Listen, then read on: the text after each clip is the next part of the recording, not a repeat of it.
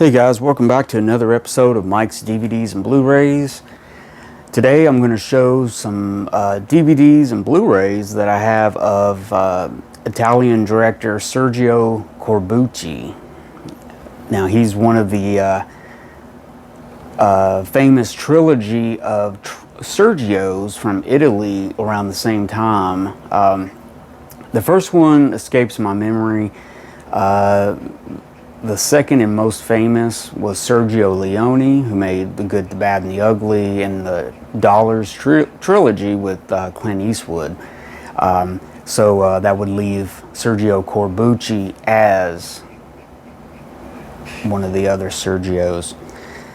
So it's a funny story which will lead into this first movie that I'm going to show by him.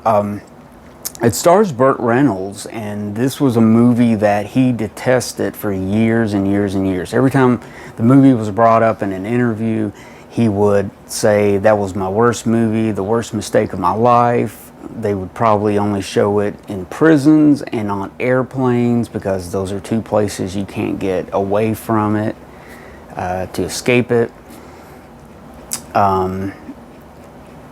But the story goes, his manager was like, "Hey, Sergio Corbucci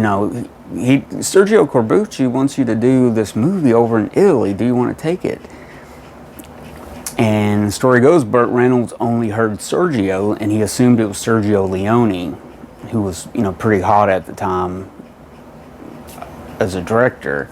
So he immediately said yes, and he went to Italy, started making this movie, and he realized that it wasn't Sergio Leone, it was Corbucci, which they're probably kind of night and day, sort of in quality and writing and different stuff. I mean, Corbucci's got a little more, not every one of his movies were interesting. He turned out a whole bunch of different movies, different genres, but I'm really interested, if I can get that out, in his spaghetti westerns he made. So that story leads into Burt Reynolds' movie that he starred in, and it was called Navajo Joe. This came out in '67, and it stars, let me see here, Aldo Sambro, Nicolata Machiavelli, Tanya Lobert, and of course directed by Sergio Corbucci, music by Ennio Morricone, which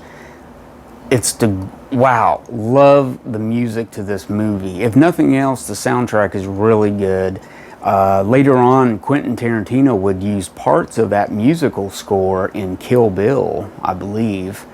And that's very recognizable. If you're familiar with Quentin Tarantino's work, soundtracks and stuff, you'll immediately recognize the music. But yeah, I've seen it about three, 4 times now. I've seen it on Netflix a few times, or Amazon Prime, and I've watched it on Blu-ray a few times, and I think it's a lot of fun. Burt Reynolds looks like he's having a good time making the movie. And in recent years, the movie is, it's talked about,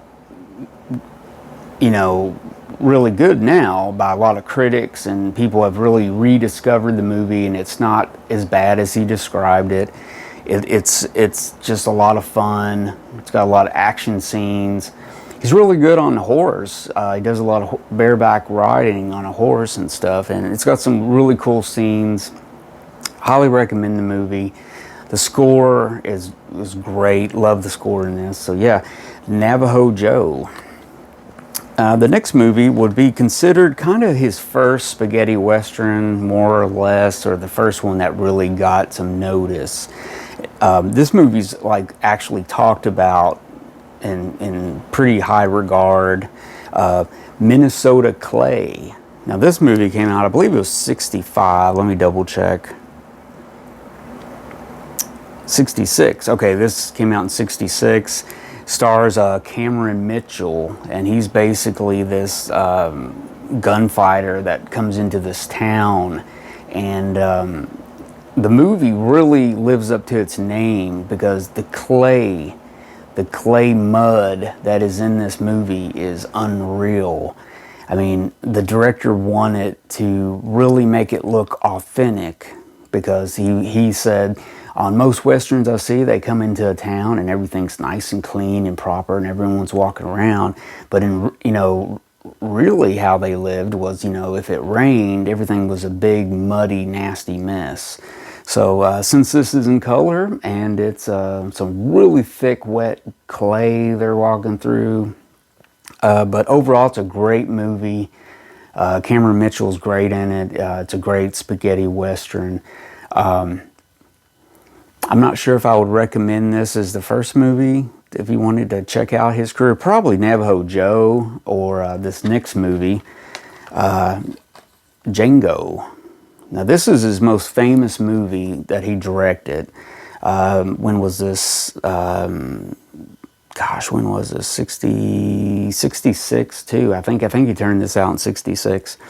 But yeah, this is Django, and he only made the one Django movie, but then it spawned like a bunch of rip-off movies in Italy at the time, in the spaghetti western genre, of course, with the name Django. So if you go searching for the movie Django back then, you're going to find like 100 movies, but none of those are related to this one. This is the first and only one.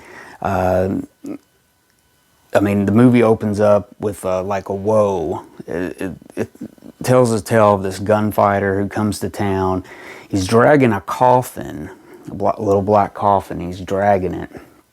And inside it, he's got all these weapons, rifles, like dynamite, handguns, all kinds of stuff, ammo. He's got all kinds of junk in there. But yeah, he carries it out, which really gives it kind of the, the look and what it's famous for. But yeah, Django, really good. Let's see, what's his name? Can't believe I'm forgetting it. Franco Nero. Now, Franco Nero would become really famous, not only in Italy, but he would come to Hollywood and make a few movies and stuff. So he didn't do as well in America, but he is in a few movies you probably have seen. But yeah, it's a really violent movie. Got a lot of gunfights and stuff. So Corbucci kind of turned the violence and stuff up a few notches than Leone, but nowhere near as good as Leone's. But man, Django is a great movie. I would probably say start with Django and Navajo Joe, move into those like that. But yeah, this is a definite pickup if you can find it. I got this on Blu-ray. This was released through Argent Films. I think there's a really good one on, I want to say Arrow. I think Arrow released one, or Eureka. The next movie, it stars Joseph Cotten, who's famous Hollywood actor. He was in Citizen Kane, Alfred Hitchcock movies, and it's called The Hellbenders. Now this came out in 1967. It's got Joseph Cotten,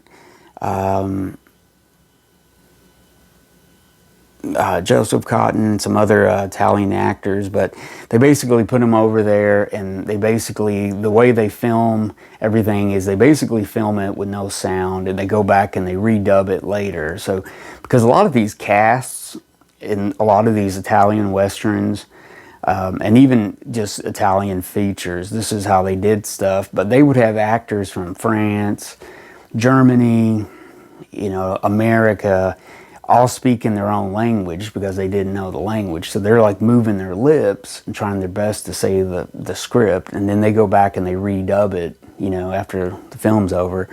So it's funny how some of them get kind of close to it. Some stars were able to come back and actually dub their own language back, their own voice. But listening to this, I'm not really sure if I really heard Joseph Cotton's voice. It didn't really sound authentic. But this is a great release from Kino. It's a new 4K restoration of the film, so it looks really good. And I would probably put this one down a few notches in my gun belt. Probably put it down a few. But yeah, great movie. I mean, great, and check it out. Good. It's a good movie. I'm sure you're going to get the bug to watch, another Western if you get into them. So that's definitely one you want to check out. Now, the next one is really good.